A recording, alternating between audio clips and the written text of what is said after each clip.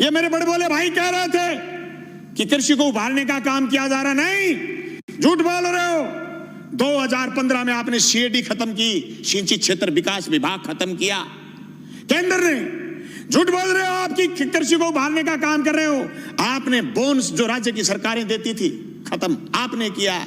झूठ बोल रहे हो आप कि किसान आगे बढ़ रहा, किसान की आत्महत्या का आंकड़ा बताना बंद किया केंद्र की सरकार ने बंद किया। सभापति महोदय, खेती खेती नहीं, ये जमीन भी बेचना चाहते हैं बड़े पूंजीपति के हवाले, इसलिए तीनों अध्यादेश साथ लेके आए।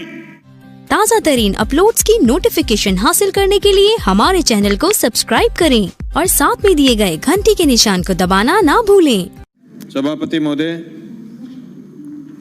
आजादी से पहले जमीन किसकी होगी, जोतने वाले की होगी, इस बात के नारे लगते थे। देश आजाद हुआ, आजादी के बाद एक दशक बाद देश में नारे लगने लग गए कि आजादी झूठी है, देश की जनता भूखी। सभापति महोदय, 1967 में हरित क्रांति हुई, देश के किसान ने अन्न पैदा किया, अन्न खरीदने के लिए सरकार आगे आई, उन्नत खाद बीज ये सारी मदद सरकार ने करी। सभापति महोदय, सरकार ने बैंकों का राष्ट्रीयकरण किया, किसान को सस्ते में कर्ज दिया, सरकारी कंपनियां स्थापित की गई, रशिया की मदद से देश में उन्नत फार्म स्थापित किए गए। 1990 के दशक में आते आते हिंदुस्तान की ताकत ये बन गई थी कि हम खाद्यान्न के बदले इराक से तेल लेने लग गए थे। उसी तेल की ताकत से हिंदुस्तान में उद्योग आगे बढ़ा। 1991 के बाद विश्व बैंक की दादागिरी दुनिया में बढ़नी शुरू हुई।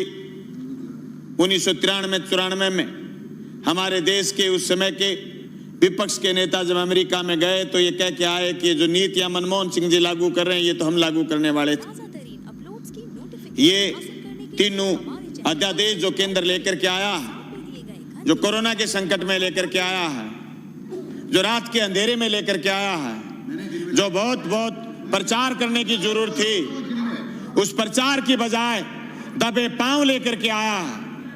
ये तीनों अध्यादेश जो कानून की शक्ल ले चुके, जिस अध्यादेश के बल पर ये बात कह रहे हैं कि हम देश के किसान का भला करने वाले हैं, अभी बिहार में पता चल जाएगा। बिहार में इनका ट्रायल, ये तीनों अध्यादेश के बिहार में 2006 में एएमसी टूटी थी, अब बिहार में इलेक्शन भी, इन तीनों अध्यादेशों से किसान का कितना भला होने वाला है पता चल जाएगा। ये सिर्फ राजनीतिक बात ही नहीं। सभापति महोदय, ये जो तीनों कानून, कृषि उपज व्यापार और वाणिज्य संवर्धन सरलीकरण राजस्थान संशोधन विधेयक और कृषक कीमत आश्वासन और कृषि सेवा प्रकरार विधेयक और आवश्यक वस्तु सेवा अधिनियम विधेयक, ये तीनों विधेयक एक दूसरे से जुड़े हुए हैं। सभापति महोदय, ये विधेयक तीनों अलग अलग नहीं पढ़े जा सकते। ये विधेयक उस चीज का रिफ्लेक्शन है जो एफडीआई से बाजार काबू में नहीं कर पाई केंद्र की सरकार, पूंजीपति काबू में नहीं कर पाया। ये आवश्यक सेवा वस्तु अधिनियम तोड़ करके बाजार पर काबू करना चाहते हैं। सभापति महोदय, यही नहीं कि मंडी से बाहर जो ग्राहक बता रहे हैं, किसी ने नाम नहीं लिया सुबह से कि ग्राहक मंडी के बाहर कितने किलोमीटर दूर खड़ा होगा, ग्राहक कितने कौन से गांव में खड़ा होगा, ग्राहक किसान की फसल खरीदने के लिए किसान के खेत जाएगा या उसकी डोर जाएगा या फिर गंगा जी के घाट पर जाके खड़ा हो जाएगा और यह कहेगा कि मैं तेरी जींस 1000 रुपए क्विंटल में खरीदूंगा, देनी है तो दे, नहीं तो गंगा जी में डाल दे। यह आश्वासन आज तक, जून से लेकर के आज तक किसी ने दिया नहीं। सभापति महोदय, कोरोना के संकट में अगर देश में कोई चीज जिंदा थी वो थी कृषि, और कृषि संकट को आज वापिस तेजी से गहराने का प्रयास किया जा रहा। ये मेरे बड़े बोले भाई कह रहे थे कि कृषि को उभारने का काम किया जा रहा, नहीं, झूठ बोल रहे हो। 2015 में आपने सीएडी खत्म की, सिंचित क्षेत्र विकास विभाग खत्म किया केंद्र ने। झूठ बोल रहे हो आपकी कृषि को उभारने का काम कर रहे हो। आपने बोनस जो राज्य की सरकारें देती थी खत्म आपने किया। झूठ बोल रहे हो आप कि किसान आगे बढ़ रहा, किसान की आत्महत्या का आंकड़ा बताना बंद किया केंद्र की सरकार ने बंद किया।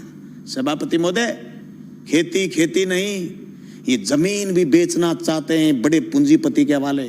इसलिए तीनों अध्यादेश साथ लेके आए, एक दूसरे से जुड़े हुए ये चीज, इनको अलग नहीं किया जा सकता। ये क्यों नहीं बता रहे कि एमएसपी पर खरीदेगा, बाहर भी कोई खरीदेगा तो जी प्रधानमंत्री जी कह रहे हैं, तो प्रधानमंत्री जी तो अच्छे दिन आने की भी कह रहे थे, प्रधानमंत्री जी तो काला दिन वापिस आने की भी कह रहे थे, प्रधानमंत्री जी तो 15-15 लाख खाते में आने की भी कह रहे थे, प्रधानमंत्री जी तो 2 करोड़ रोजगार की भी कह रहे थे, पर हुआ तो नहीं। कैसे मान लें?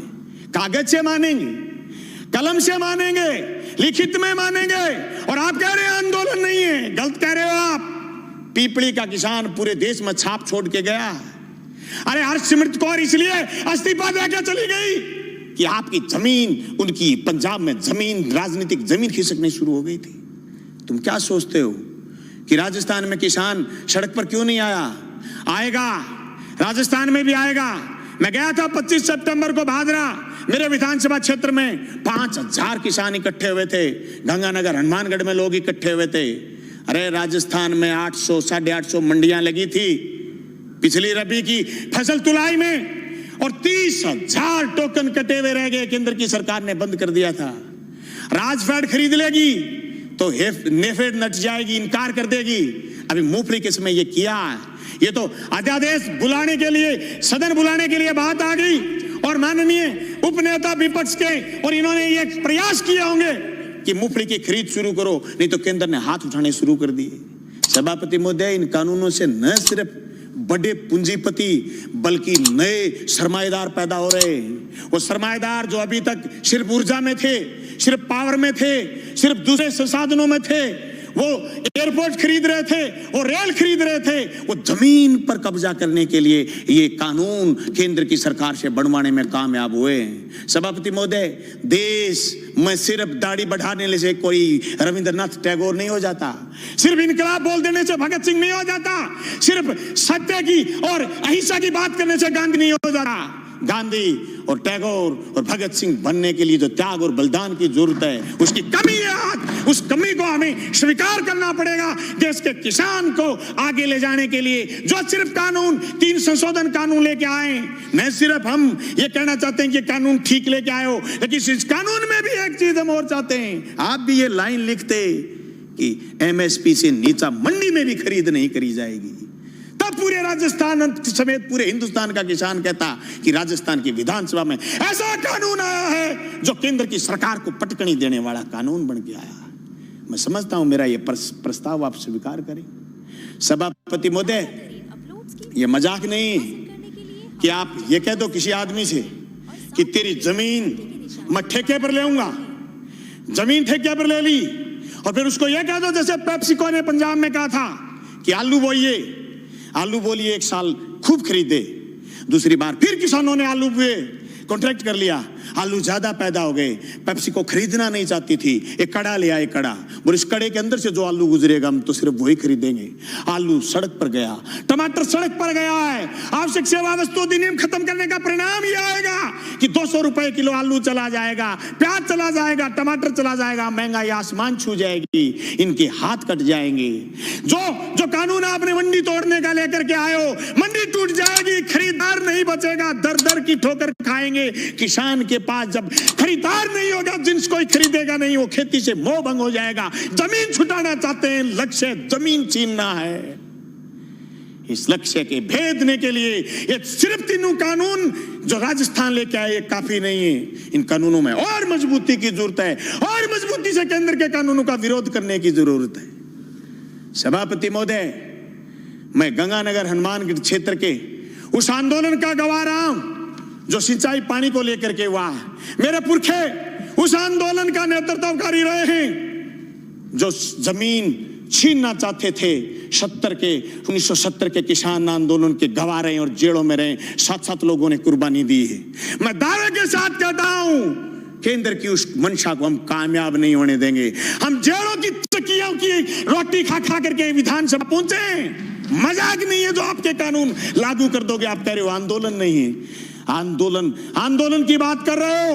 रड़क पार देंगे, रड़क, पर पर तुम्हारे काले कानून किसी भी रूप में लागू नहीं होने देंगे। जमीन उसकी होगी जो जमीन जोतेगा, जमीन उसी की रहेगी जो जमीन जोतेगा। जमीन अदानी और अंबानी की नहीं होगी, मंडी उसी की होगी जो मंडी में काम कर रहा है। मंडी से बाहर दूसरी मंडी का जो सपना आप दिखा रहे हो, ये सब्ज बाग हम आपका कामयाब नहीं होने देंगे। सभापति महोदय, मैं उस मेरी क्षेत्र का किसान हूं जहां आज से 20 साल पहले सीएडी ने खाड़े बनाए थे।